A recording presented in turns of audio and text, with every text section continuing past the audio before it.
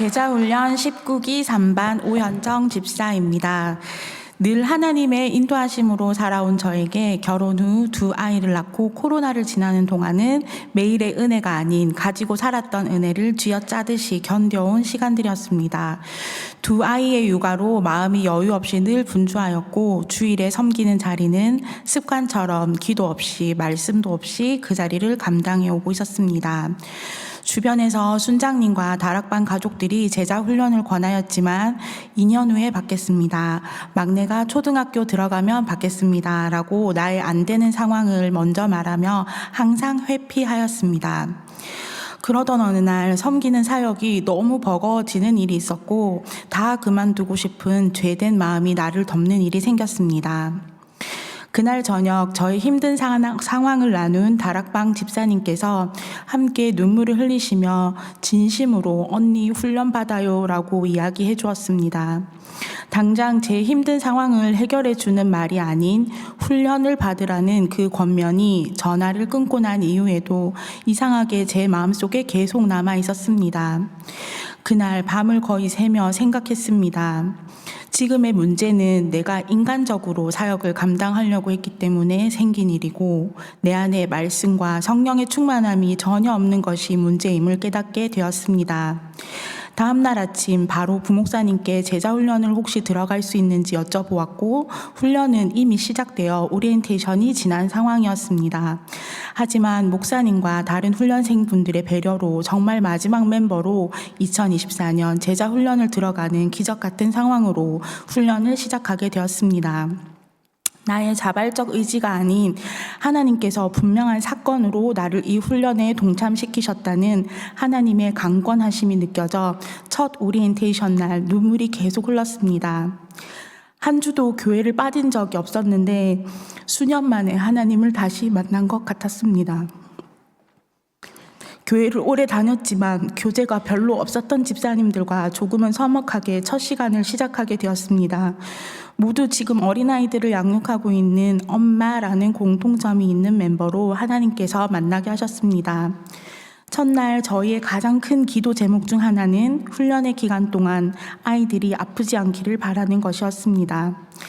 아이가 아프면 정말 어쩔 수 없는 것이 엄마들의 상황인데 훈련이 끝나는 마지막 주까지 하나님께서는 저희 반의 자녀들을 지켜주시고 아이가 아파서 참석을 하지 못하는 단 한 번의 상황도 생기지 않도록 지켜주셨습니다. 제자훈련 매 과를 배우면서 계속하여 삶의 훈련과 연결되는 일들을 주셨고 우리 안에 그 문제들을 인간적인 해결책이 아닌 기도와 말씀으로 인내하고 믿음으로 바라는 훈련들을 하게 하셨습니다. 처음에 서먹함도 잠시 이 훈련에 혼자가 아닌 5명의 가장 소중한 기도의 동력자들을 한 팀으로 묶어주셨다는 것을 깨닫게 되었습니다. 일주일 내내 힘든 상황 가운데서도 매주 훈련 시간만 기다리고 훈련 시간 주시는 엄청난 은혜들로 우리를 살게 하셨습니다. 목요일만 되면 사람이 멀쩡해졌습니다. 말씀의 은혜가 내 안에 머무는 것이 아니라 가장 가까운 가족에서부터 우리 곁에 내가 실천하고 행동할 수 있는 범위의 분들에게까지 사랑의 실천들을 하게 되었습니다. 말씀이 실제가 되는 훈련의 시간이었습니다. 아이들을 재우고 늦은 새벽까지 과제와 말씀 암송을 끙끙거렸습니다. 하지만 훈련이 끝난 지금 그 시간들을 돌아보면 매일매일 온전히 하나님을 위한 시간을 내기 위해 고전분투했던 아름다운 시간들이었습니다. 말씀과 기도가 우선되지 못했던 삶에서 말씀과 기도 그리고 이웃에게 사랑을 전하기 위해 고민하는 삶의 훈련의 시간이었습니다. 삶의 우선순위가 바로 잡히니 우리 안에 많은 문제들도 말씀 안에서 위로받고 해결받게 되었습니다. 이제 방법을 알았습니다. 예수님의 몸된 교회가 얼마나 귀하고 소중한지, 한 몸된 지체들이 얼마나 중요한지, 우리 자신이 세상에서 살아갈 때 얼마나 귀한 예수님의 편지인지, 훈련 마지막 날, 마지막 장, 마지막 질문의 답, 사랑하라. 이 4글자가 지금 제 가슴에 화인처럼 새겨져 훈련을 마치게 됩니다. 지금까지 받은 어떤 훈련의 시간보다 감격스러운 레이스였습니다. 이 힘든 레이스에서 저희들과 온전히 발맞춰 너무 처지지 않도록, 넘어지지 않도록, 포기하지 않도록 함께 뛰어주신 훈련자 목사님께도 진심으로 감사를 드립니다.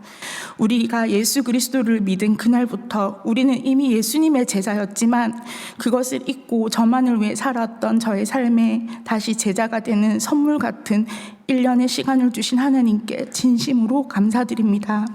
제자된 정체성을 잃지 않고 받은 사랑, 은혜 가지고 주와 복음을 위해 살아가는 날마다 기쁨 가득한 제자의 삶을 기대합니다. 모든 것이 하나님의 은혜입니다. 하나님 감사합니다.